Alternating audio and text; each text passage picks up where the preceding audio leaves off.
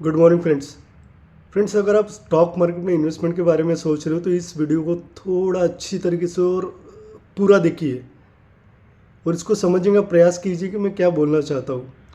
क्योंकि अगर आपको स्टॉक मार्केट में अगर इन्वेस्टमेंट करना है, स्टॉक मार्केट में इन्वेस्टमेंट करने के पीछे हमारा पर्पस, हमारा मोटिव यही होता है कि हमारा पैसा ज़्यादा से ज़्यादा और अच्छी तरीके से ग्रो हो। लेकिन होता क्या है कि हम जब भी इन्वेस्टमेंट करते हैं तो बहुत सारे केसेस में देखा गया है कि कुछ लोगों को इमरजेंसी की वजह से इन बिटवीन ही पैसे निकालने की नौबत आ जाती है। किसी किसी को लॉस में पैसे विड्रॉ करना होता है। स्टॉक मार्केट में प्रॉफिट और लॉस तो ये चलते रहता है। किसी पर्टिकुलर न्यूज़ की वजह से मार्केट धड़म से नीचे आ जाता है, किसी पर्टिकुलर न्यूज़ की वजह से मार्केट एकदम से ऊपर चले जाता है। ये सब चलते रहने वाला है। लेकिन अगर आपको आपका पैसा सेफ रखना है और ग्रो करना है तो इस वीडियो को बहुत अच्छी तरीके से समझने का प्रयास कीजिए। सबसे पहले आपको किस सेक्टर में इन्वेस्टमेंट करना है ये आपको डिसाइड करना पड़ेगा। ये आप कब डिसाइड करोगे? जब आप अपने डेट ऑफ बर्थ को एनालिसिस करोगे। आप अपने डेट ऑफ बर्थ को सही तरीके से एनालिसिस कीजिए और डेट ऑफ बर्थ के हिसाब से जो आपका भाग्यांक मूल्यांक आता है, जिसे हम ड्राइवर और कंडक्टर कहते हैं, वो आपको गाइड करेगा कि आपको किस सेक्टर में इन्वेस्टमेंट करने से आपको ज़्यादा से ज़्यादा प्रॉफिट हो सकता है। इसके पीछे लॉजिक क्या है? लॉजिक ये है कि आप जब किसी कंपनी में या किसी स्टॉक मार्केट में किसी कंपनी के शेयर में इन्वेस्टमेंट करते हो तो आप जस्ट इन्वेस्ट नहीं कर रहे हो, you are becoming share holder of that company, you are becoming part owner of that company. तो आप ऐसे बिजनेस में इन्वेस्ट कर रहे हो जो अगर आपके लिए लकी नहीं है, जो आपके लिए फेवरेबल ही नहीं है, तो ऑब्वियसली आपको लॉस होने वाला है। इसीलिए आपने डेट ऑफ बर्थ के हिसाब से अपने ड्राइवर कंडक्टर को एनालिसिस कीजिए। आपका ड्राइवर, फॉर एग्जांपल अगर आपका ड्राइवर 2 है और अगर आप किसी स्टील इंडस्ट्री में इन्वेस्टमेंट कर रहे हो जो कि रिप्रेजेंट करता है नंबर 8 को, जो कि सबसे बड़ा एनिमी है नंबर 2 का, तो आपको उसमें हाई प्रोबेबिलिटी चांस ये रहेगा लॉस होने का।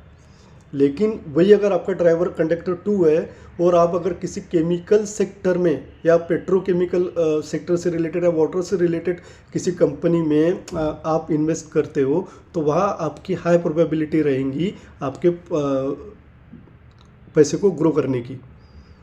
तो इसलिए अपने डेट ऑफ बर्थ को एनालिसिस कीजिए। फॉर एग्जांपल और आपको दे सकता हूँ कि मान लीजिए अगर आपका ड्राइवर कंडक्टर 8 है तो आपको स्टील से रिलेटेड जितनी कंपनी है, मेटल से रिलेटेड जो कंपनी है, उसमें इन्वेस्टमेंट करना चाहिए ताकि आपका पैसा ज़्यादा से ज़्यादा ग्रो हो। आप पोर्टफोलियो को डाइवर्सिफाई कीजिए, लेकिन आपके पोर्टफोलियो में ज़्यादा से ज़्यादा वेटेज उस सेक्टर में रहना चाहिए जो आपके ड्राइवर और कंडक्टर से रिलेटेड है। तब जाके आप पर्टिकुलर आप हर चीज़ आपके ज़्यादा से ज़्यादा चांसेस ये रहेंगी कि हर चीज़ आपके फेवरेबल में रहे।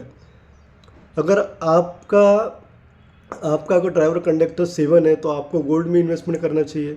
अगर आपके डेट ऑफ बर्थ के हिसाब से अगर आपकी लोशो ग्रिड 258 कंप्लीट होती है तो आपको रियल एस्टेट के सेक्टर में जो रियल सेक्टर में जो कंपनी डील करती है, जो कंपनी बिजनेस करती है, वैसे स्टॉक में आपको इन्वेस्ट करना चाहिए जिससे आपका पैसा ज़्यादा से ज़्यादा ग्रो हो। इस तरीके से न्यूमरोलॉजी भी आपके इन्वेस्टमेंट पोर्टफोलियो को अफेक्ट करती है, क्योंकि मैंने बहुत सारी स्टडी और बहुत सारी रिसर्च में देखा है कि मेरे बहुत सारे क्लाइंट हैं जिनको इन बिटवीन उन्होंने गलती से उस सेक्टर में इन्वेस्टमेंट किया है जो उनके लिए फेवरेबल नहीं है, तो उनको इन बिटवीन किसी इमरजेंसी की वजह से लॉस में फंड विड्रॉ करना पड़ा या ज़्यादा प्रॉफिट वहाँ पे नहीं हुआ है। ऐसे केसेस मेरे सामने बहुत आ चुके हैं। इसलिए मैं आपको बता रहा हूँ कि अपनी न्यूमरोलॉजी को आप किसी भी न्यूमरोलॉजी से कंसल्ट कीजिए या आप मुझसे कंसल्ट कीजिए। वीडियो के डिस्क्रिप्शन में मेरा नंबर दिया हुआ है। मैं आपके डेट ऑफ बर्थ को एनालिसिस करके बताऊंगा कि आपको किस सेक्टर में इन्वेस्टमेंट करना चाहिए जिससे आपका पैसा ज़्यादा से ज़्यादा ग्रो हो। Thank you.